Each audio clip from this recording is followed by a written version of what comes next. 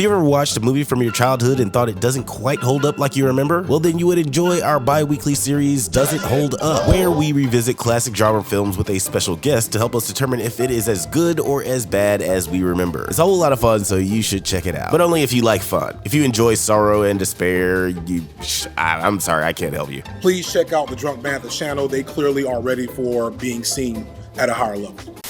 Hello, you beautiful nerds. So the moment has finally arrived. I don't think I'm imploring hyperbole when I say that this has been, at least amongst MCU fans, the most anticipated film of the year. A lot of people think that this could be either the final nail in the coffin of an already dying franchise, or the savior of the MCU that will bring the brand back to the high regard in which it was once held. I am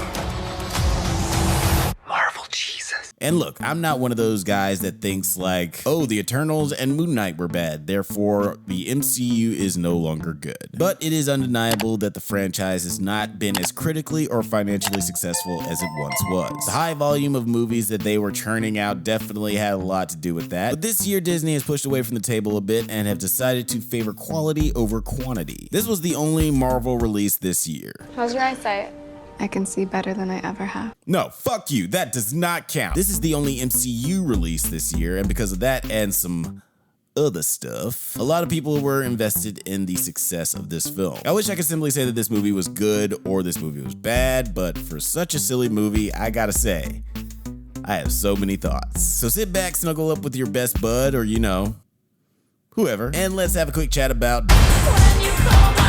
But first, Prelude. In the year of our Lord 2013, Fox put out a little X-Men prequel movie called X-Men. This movie was trash and was treated as such. Nobody liked it, but up-and-comer Ryan Reynolds was genuinely decent casting for Wade Wilson, aka Deadpool. I mean, they called this shot in the comics forever ago, which is weird. Were those guys just big fans of two guys, a girl, in a pizza place or something? Anyway, fast forward 11 years later, Deadpool not only has his own revamped franchise, but we are now on his third movie, and his co-lead is none other than the character who started us on this crazy journey of the inception of cinematic Deadpool, Wolverine.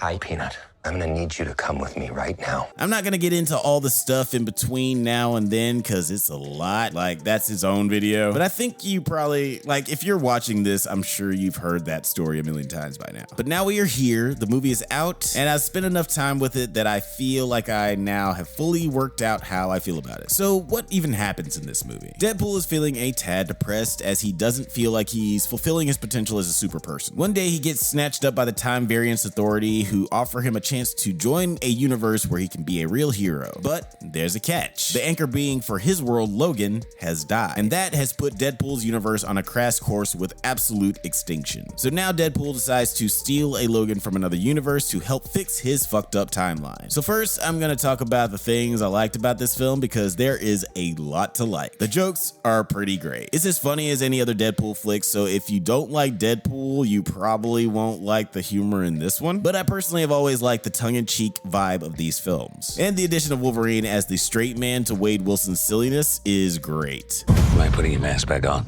Super hard to eat while I'm wearing it. It's super hard to eat when you're not. I mean, it kind of works the exact same as Cable in the last film, but hey, if it works, it works. Let's talk about the much discussed cameos in this film. Again, I thought they were very funny. Wesley Snipes' Blade was unfortunately ruined for me by some asshole on YouTube, but it was still nice seeing all these characters return. And man, y'all must have been pissed when Daphne Keene showed up in the trailer. Like, why would you show that in the trailer? What's wrong with you guys? I never liked the idea of Channing Tatum as Gambit, so I personally really liked this cameo, mainly because his character was strictly used for comedy. Woo, I'm about to make a name for myself here. From the jokes about his accent to the truly ridiculous way his costume looked, it seemed like the movie was saying, yeah, this was never gonna work. He might have been my favorite cameo in this film for that reason, but there are a shit ton of cameos in this one, so it's hard to choose. Actually, let me know what your favorite cameo was in this. This movie succeeds as a comedy film for sure. If you look at this as a Zucker Brothers / Wayne Brothers spoof film that is poking fun at pop culture, it works exceptionally well. But unfortunately, that's not not the only thing this movie is trying to accomplish. So this film is supposed to introduce Deadpool to the MCU. So there are a few, I don't even want to call them plot holes, but it's stuff that kind of bothered me about the story. The first thing was the concept of anchor beings being introduced. Apparently every universe has what is called an anchor being, and when that being dies, the universe itself is doomed for extinction. And my question is, what? I mean, Logan had to die sometime. Like, though he has a healing factor, he can still die. He's almost died like 3 times in the movies already. So even if he died like of old age and adamantium poisoning in, let's say, 50 years after the events of Logan, the universe is still going to die. And if the universe dies after the person dies, does that mean the universe never existed before Logan was born? Does Logan's birth create some sort of weird Big Bang amnesia episode? Is Robert Downey that in that universe are created? It just raises too many questions.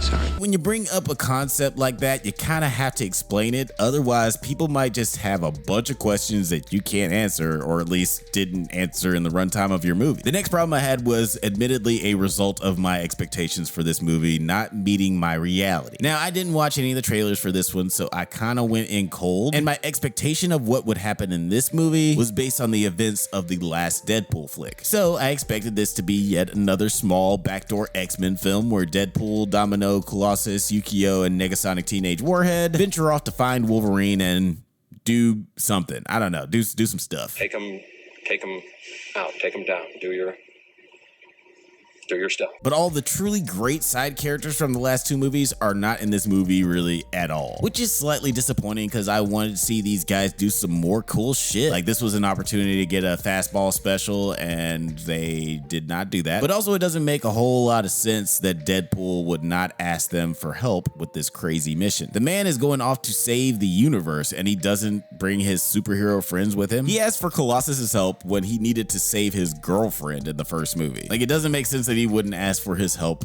with this situation. It's got slightly bigger stakes. As much as I liked all the Fox cameos at the end, I would have liked it if Logan regained his sense of family after joining a new X-Men team in Negasonic Teenage Warhead, Domino, and Yukio. And then sure, you could still have Gambit show up in the void. Why not? Woo, I'm about to make a name for myself here. I imagine the motivation for not doing this was they didn't want to confuse moviegoers, as I'm sure that this will not be the lineup for MCU's version of the X-Men. I personally would have probably enjoyed the movie a little bit more if we had a ensemble movie starring all these awesome characters. Plus these 2, obviously. They're the main 2. They can be like the Tony and Steve of this Avengers style ensemble. See, there's a comp there. We could do it. Okay, another problem I had was with Wolverine's backstory. This Wolverine let down his entire world. So we are told that this is the worst Wolverine who let his entire world down. Then we find out toward the end of the movie that in this Logan's world, one day when he was away from the mansion getting drunk, humans came a-knocking and killed all the X-Men. Because of this, Logan is racked with guilt. Legitimately, one of the first quotes that came to my mind as they were explaining this in the movie was this. Doesn't it ever wake you in the middle of the night? The feeling that someday they will pass that foolish law and come for you. What do you do when you wake up to that? I feel a great swell of pity for the poor soul who comes to that school looking for trouble. As soon as we find out who you are, trust you will be dealt with. Period. We are talking about the X-Men. Not only some of the strongest mutants in the world, they're the most highly trained and skilled. You're telling me that Logan is the only thing standing between humans getting the upper hand on all of the X-Men? I don't care who rolled up at the mansion. There is no way in perfect hell that they kill all of the X-Men just because Logan wasn't there one night. Like, Logan is not that strong and the rest of the X-Men are not that weak. Also, as I stated in the movie, after the X-Men were killed, Logan started murdering humans and not just the bad ones. If this is the case, how is he still, like, shouldn't he be a fugitive? In the bar scene, you get that people don't like him, but if he's a mutant who's just been killing humans, they would have put this guy underneath Magneto's old cell. Like, J. Jonah Jameson would be calling for Logan's head every fucking day. He's a menace to the entire city! But these are all minor problems, simply because this is first and foremost a silly comedy. It's not taking itself seriously enough to where I personally feel like it's necessary to harp on stuff like this. This is similar to Far From Home simply because both of the films are highly reliant on cameos of characters that we recognize from other stuff. Like Doctor Strange 2 got a lot of flack for that, but these two movies clearly are way more reliant on the cameos than that film was. And where Far From Home succeeds with its emotional core, this one succeeds with its comedic core. Now the other stuff will probably make it less rewatchable in the future, but they both managed to stick the landing when it comes to the main assignment. I rewatched Deadpool 1 and 2 after seeing this one, and I definitely enjoyed those two movies more. I think the lower budget lended toward having the referential humor be a little more creative. The cameos in those films are deep cut characters from the comics instead of high profile actors from the movie. Because the characters that show up in the other movies aren't as recognizable, the movie isn't reliant on the audience to go, oh, holy shit, it's that guy. Because only about 40% of the audience who are total comic book geeks are gonna care who the fuck Domino and Starscream are. So the comedy is more reliant on how they contribute to the story or how they interact with Deadpool. It's funny that I only ever see two of you. It's almost like the studio couldn't afford another X-Men. Ha! Got him! This film kind of works more as a sequel to Jay and Silent Bob Strike Back. Now hear me out.